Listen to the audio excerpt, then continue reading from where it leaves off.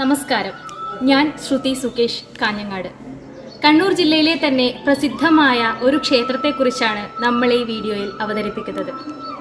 അതാണ് പെരളശ്ശേരി എന്ന മഹാക്ഷേത്രം.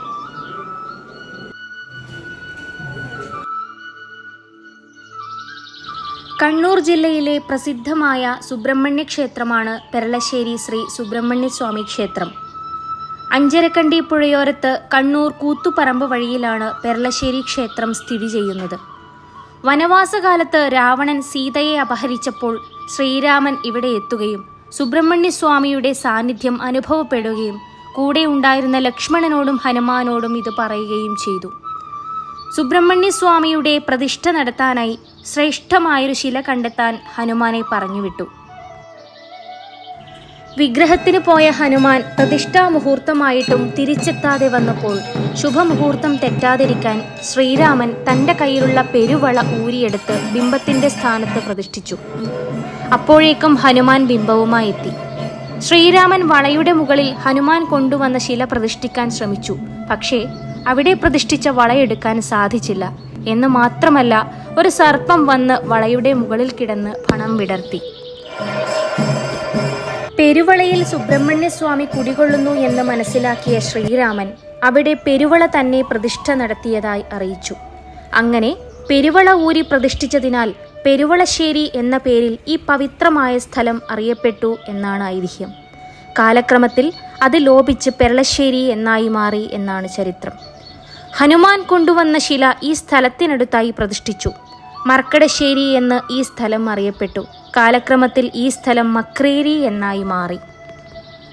പെരളശ്ശേരി ദർശനം കഴിഞ്ഞാൽ മക്രേരി ക്ഷേത്ര ദർശനം കൂടി നടത്തിയാൽ മാത്രമേ ദർശനം പൂർത്തിയാകൂ എന്നാണ് വിശ്വാസം. ശ്രീ സുബ്രഹ്മണ്യ സ്വാമിയുടെ ദർശനം പടിഞ്ഞാറേക്കാണ്. നാഗപ്രതിഷ്ഠ, ശാസ്താവ്, ഗണപതി, ഭദ്രകാളി എന്നീ പ്രതിഷ്ഠകളുമുണ്ട്. നാഗപ്രീതിക്കായി ഇവിടെ സർപ്പബലി, നൂറും പാലും തുടങ്ങിയ വഴിപാടുകൾ നടത്താറുണ്ട്. ഇവിടുത്തെ ക്ഷേത്രക്കുളം പ്രസിദ്ധമാണ്. ഇവിടെ എത്തുന്ന ഭക്തജനങ്ങളുടെ പ്രധാന ആകർഷണ കേന്ദ്രമാണ് ഈ ക്ഷേത്രക്കുളം. ധനുമാസം 5-ാം തീയതി മുതൽ 12-ാം തീയതി വരെയാണ് ഇവിടെ ഉത്സവകാലം.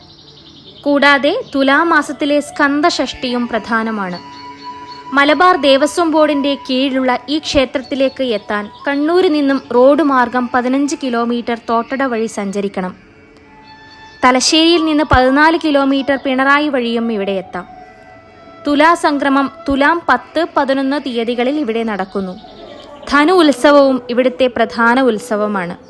ആയില്യം നാളിൽ ധാരാളം ഭക്തജനങ്ങൾ ഇവിടെ തൊഴാനെത്താറുണ്ട്.